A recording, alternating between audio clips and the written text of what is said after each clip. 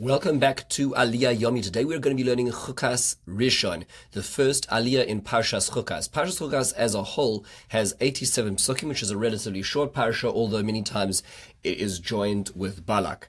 Our first Aliyah is 17 of those psukim. It runs from Perek Yud Tes Pasuk Aleph to Pasuk Yud Zayin.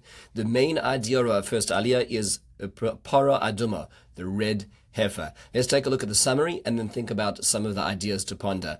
The summary is basically as follows. Moshe is told by Hashem that to bring this is the Chukas Torah. This is the statute of the entire Torah. What do they need to do? He needs to take a red heifer, which has no blemishes, and it'll be brought to the deputy Kohen, in this case Elazar HaKohen, and he'll bring it to the outside of the camp where it will be slaughtered in front of him. Then he will take from it its blood and sprinkle the blood towards the Mishkan 7 times. This should obviously be triggering our thought process to the 7 sprinklings of the Yom Kippur service, which is a Kapora service. And the entire cow will be burnt up. And a piece of cedar wood, hyssop, and a red string is thrown in as well as it's being burnt up. The Kohen who slaughters it will then wash his clothes and remain impure till the evening. The one who burns it will also need to wash his clothes and remain impure till the evening. A pure person will then gather the ashes together and put them into a pure place and add them to water, which will be thrown later on, as the water is going to be used for the sprinkling. And the gather the ashes once again, as the third person needs to wash his clothes and be impure until evening. Then we hear about some of the laws of the person who needs to use the ashes of the red heifer. We hear that a person who comes into contact with the dead will be impure and need to be sprinkled with the ashes of the Aduma on the 3rd and 7th day from becoming impure. And a person who does this becomes pure. If a person does not do this process and enters the Mishkan in a state of impurity, it's a very severe punishment. That person is cut off from the nation of Israel because of having defiled the Mikdash in a state of impurity. We hear a few other halachas about Tumah and Tahara, purity and impurity, that if a person dies, everything in the same chamber, the ohel, that is the contiguous, if we'll call it ceiling and chamber, is made impure, and everything, all vessels or people inside that are made impure. If, let's say, you have a earthenware vessel which only has a receptacle that is worthy of use inside, as opposed to, let's say, a glass or metal vessel which become impure by default. If the earthenware vessel is open, it becomes impure. If it's covered tightly, it will not become impure because the only usable area is the inside, which is covered, and therefore the tumah, the impurity, does not penetrate. And then we also hear about anyone coming into contact with a deceased, whether it be via touch, whether it be via ohel, being in the same chamber, whether it be via contact with the bone of the niftar, or even touching a sword which is used to kill. This person becomes tamei, becomes impure, and requires the process of using the efer para, the ashes of the para aduma. So a few basic points to ponder. Point number 1, question is where is the efer para kept? Where do you actually keep the ashes? So it's mixed with maim chayim, with special water. In fact, if you read the Mishnah, the Maseches Para, the way that they would get this water was be an unbelievable process.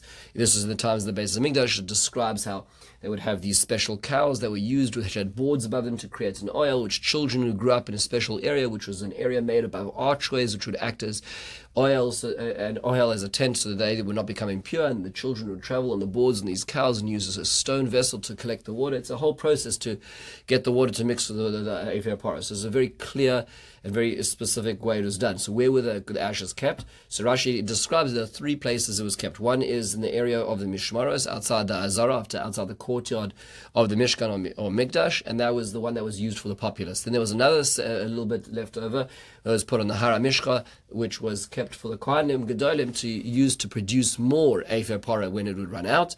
And then finally, one was kept in the Chayil, in the wall, as a commemoration, as a zikaron.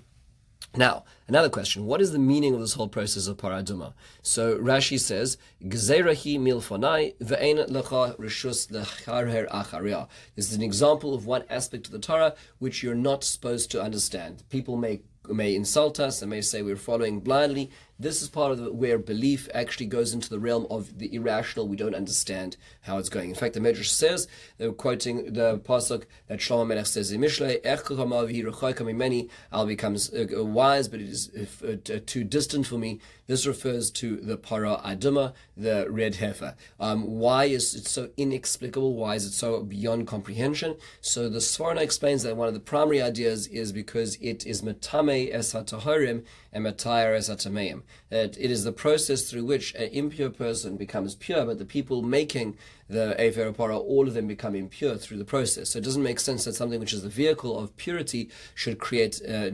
defilement and impurity at the same time. We do hear that on the other hand, that Rashi at the end of the section quotes Rabbi Moshe Darshan. He explains that this is actually could be understood to a certain degree as a symbolic mother atoning for her son, like a child who makes a mess. The mother has to come and clean up after the child.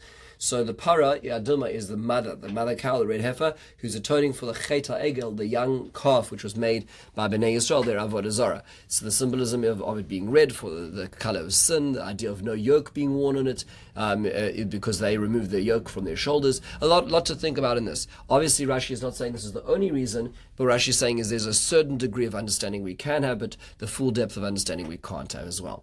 Why is this parsha placed here is another question we could ask. Why is this specifically at the beginning of Parshas Chukas and after Korach? So truth be told, it wasn't actually given here. There's a debate as to when it was given. So many say that this is actually given in Parshas Beshalach, just after they leave the Red Sea, where it says Sham Sam Loi Choik Umishpat Sham Nisau. The Parah Aduma was given even pre-Matan Torah, but it was placed over here. So the question becomes, why is it only actually redacted over here? And the Ibn Ezra suggests that it was given already earlier on, when HaKadosh Baruch Hu does the establishment of the different camps in the Shiluach Machanos and Parshas Nasai, where the different camps were divided and who would have to leave each camp. So, and this which precedes the whole episode of Pesach Sheni, where the people who were impure and couldn't become pure. So that was where it was actually given. So the question then becomes, why does the Torah place this section, which was clearly given earlier at some point in time, right here? So the Ibn Ezra and the Ramban suggest that it's because it is a function of a continuation of the end of Parshas Korach. Korach is talking about the responsibilities and rights of the high priests, or the Kohanim. So therefore it now follows this is another, we'll call it responsibility, which is facilitated by the Kohanim.